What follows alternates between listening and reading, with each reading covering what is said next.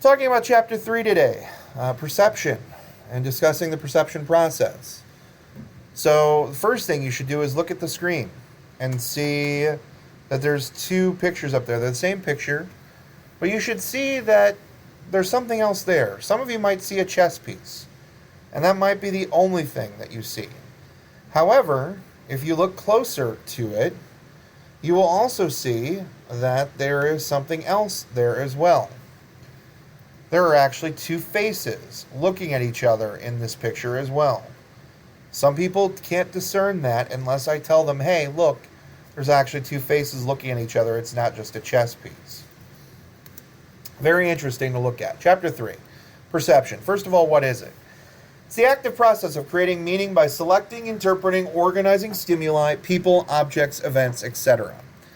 So what does that mean? Well, first of all, it's an active process. We're always doing it. It doesn't shut off. We create meaning by selecting things in our environments. We select, we organize. It really should be organizing and interpreting, but it says interpreting and organizing, so flip those two. You have organizing, so you organize that information, and then you interpret what those things are. So we're going to do a little quiz right now. You're not going to turn this in to anybody.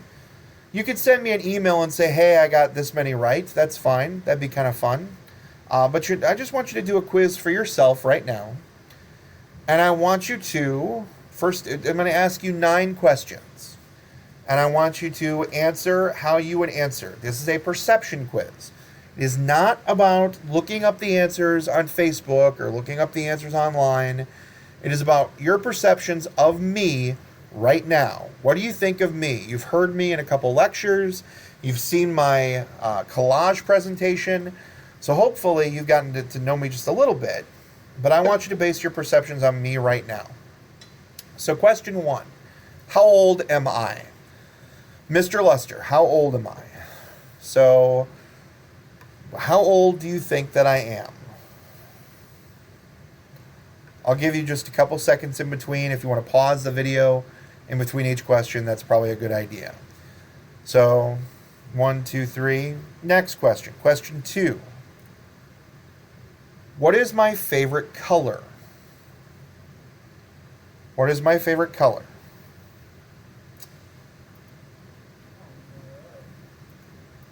Question 3. What is my hometown? Where was I born? Now, I'll give you half credit if you can tell me the state. And I'll give you full credit if you can tell me at least the city that's the largest city close to where I was born. I'll give you that much as well. Where was I born? What's my hometown?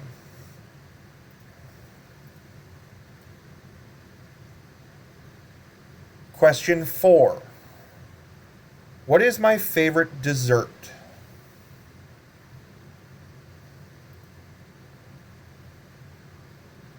What is my favorite dessert?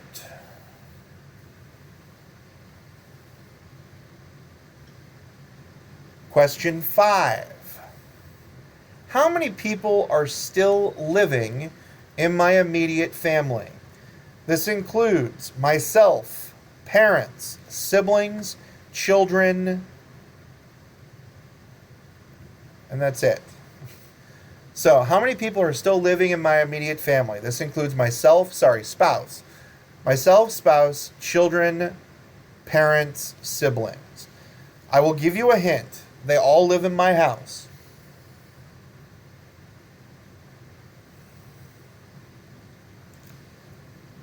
Question 6. What are 2 of my favorite hobbies? What are 2 of my favorite hobbies?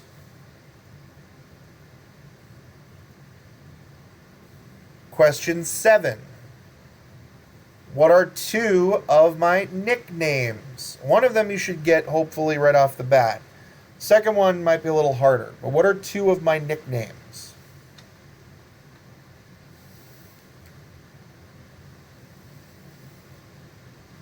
Question 8. What make, model, and color car do I drive? and this is based off perception, so just base it off of that. What make, model, and color car do I drive?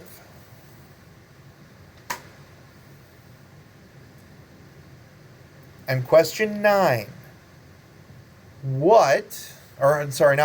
How many states in the U.S. have I visited? Now, I use the term visit as in I've slept in and I've also been to. They both count. They're the same thing. So it's the same number. How many states in the U.S. have I visited? So it's a number out of 50.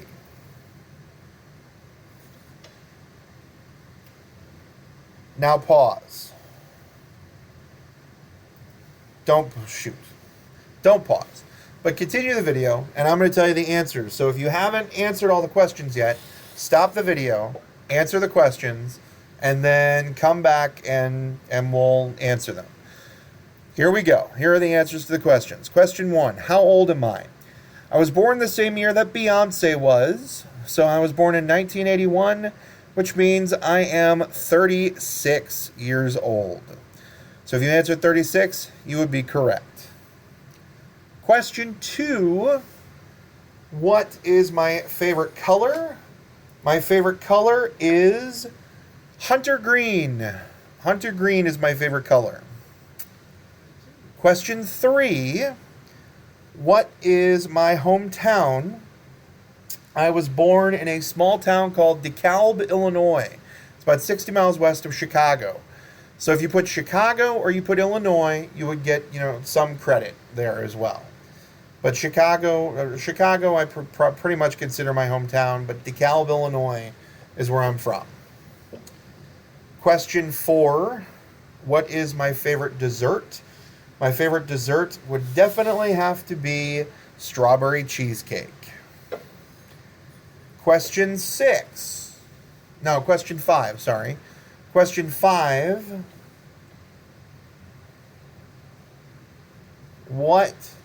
how many people are still living in my immediate family? The answer to that is 4. I have my wife and 2 kids, and myself, obviously. So that'd be 4 for question number 5.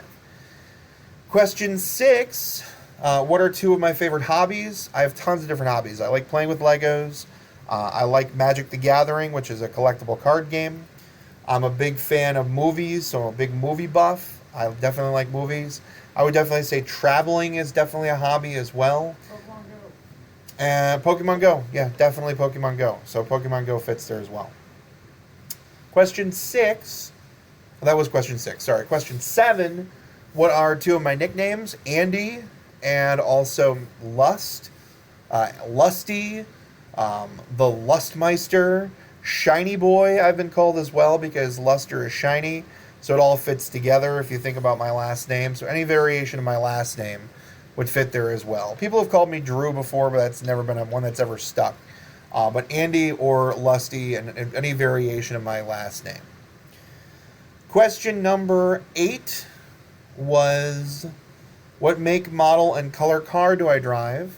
I drive a 2012 Chevy Traverse. And it's gunmetal gray, so it's gray/black. So I'd accept either of those.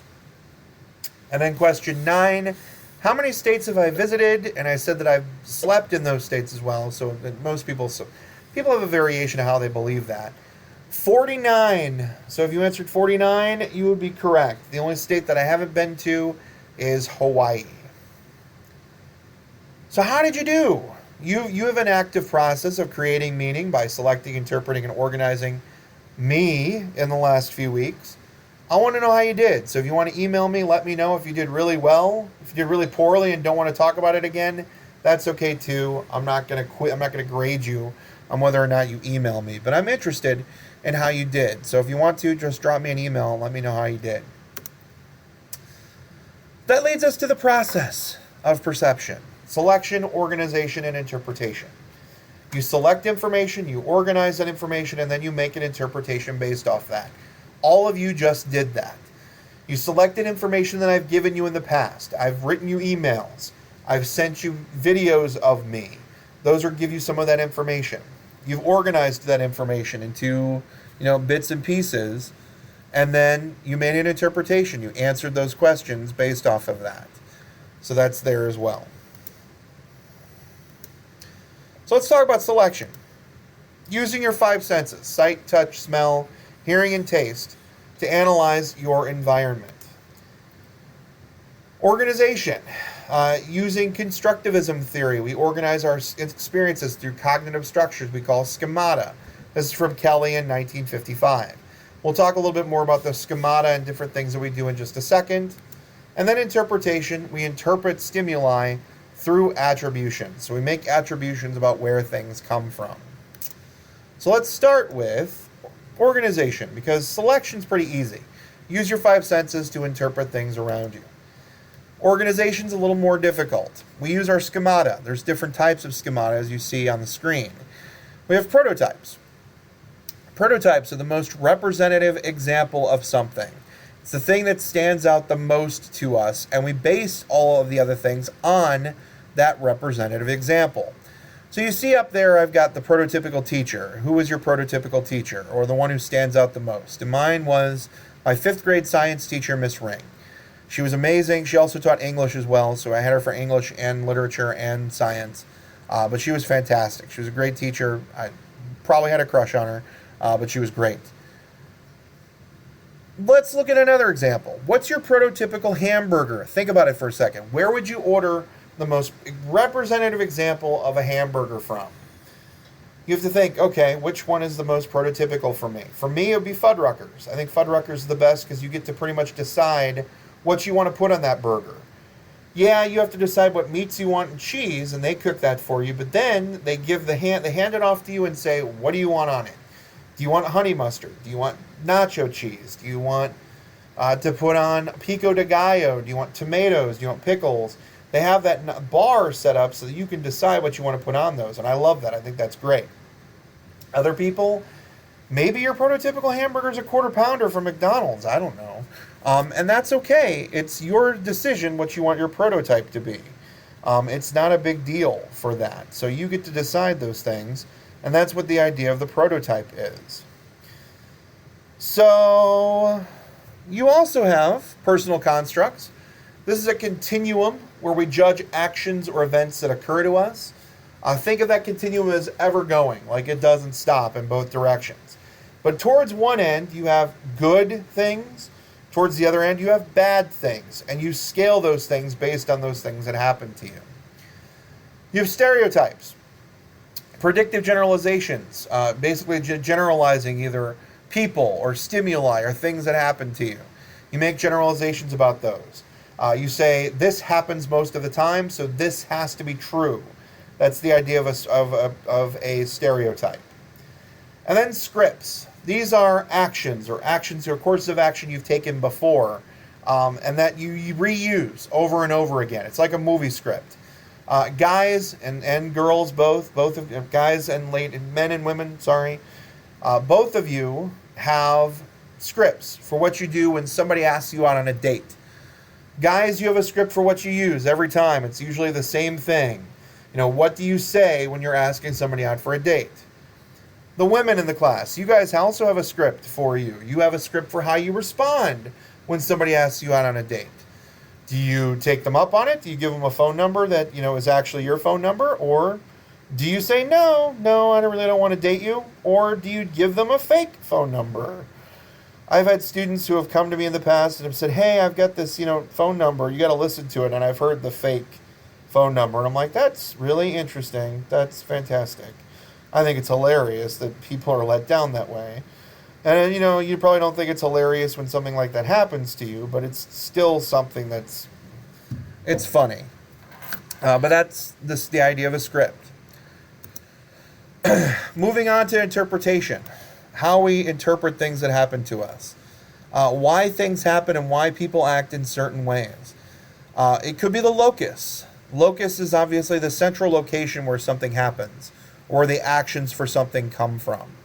Are they internal? Is it something going on inside of them? Or is it an external action? Is it something else that's affecting them? Stability. It could be stable or factors that don't change, or it could be unstable. There could be, things that, one day this person's this way, and the next day they're fine because those factors don't exist anymore. So there's the idea of stability. There's specificity.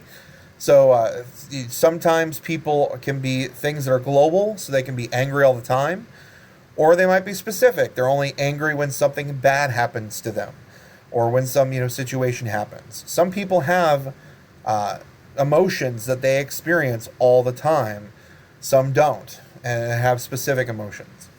And then responsibility. So who is responsible for things that happen? Is it ourselves, or is it something that's not in our control? Is it something that is responsible from somebody else? So those are things you have to think about when you interpret information and stimuli. What ends up happening is we screw up in that interpretation process, and we get what we call attribution errors. So you might get something called the self-serving bias, the idea that you're favoring yourself and your own interests. We are good because we have control over what we did. We're stable. We're global. Poor performance, no, it's not my fault. It's somebody else's fault. It's never my fault. It's always somebody else's fault. That's the idea of the self-serving bias. Something comes along, you probably were responsible for it, but you push it off onto somebody else because you serve yourself. You push yourself. Poor performance is not your fault. It's somebody else's fault. The fundamental attribution error. This is a little bit different than the self-serving bias, because not only are there times when you you basically say, oh, well, I'm not responsible. There are also times when you aren't responsible, but you take the blame for it. So you overestimate some of the internal causes of others' undesirable behaviors and underestimate the external causes. So this is when something bad happens to somebody, and you basically say, oh, these external causes did it, or you basically say it's their fault when it could be an external cause. Something else may be affecting that. We also underestimate internal causes of our own problems and failures and overestimate the external causes. So it's when, that goes along with that idea of the self-serving bias. But the same thing can happen when we say, oh, well, it could be actual external factors that are hurting us, but we're taking the blame for it when you shouldn't. That's also the idea of the fundamental attribution error. Some influences on perception. I'm not going to go through these completely because we just don't have enough time. But physiology can have a major impact on perception. If you're sick or well, if you're taking medications, it could be drugs, illegal or legal, those can have an impact. Everybody has a different physiology, so everybody experiences things differently. Age, as you get older, you have more richer perspectives. Usually when I talk about age, I talk about 9/11, and a lot of you were 1 or 2 years old when 9/11 happened. So it's very different perspective than those of us who were in college when 9/11 happened. It's a very different perspective and a very different perspective of time. Social issues change over time as well, and perspectives on social issues change over time. Also, other influences. Culture has a major influence on perception. We have the idea of the Western culture, speed. We want it now, or as Veruca Salt said in Willy Wonka and the Chocolate Factory, I want it now.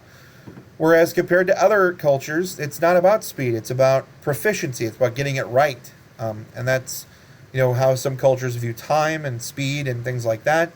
You have the idea of U.S. culture being very individualistic. We're very much about ourselves. Or you look at Chinese or Japanese culture, very collectivistic. It's about the group. It's not about the individual. The idea of standpoint theory, though. Not only culture, but other smaller groups that we belong to can shape our perceptions and the way we view events and happenings in our lives.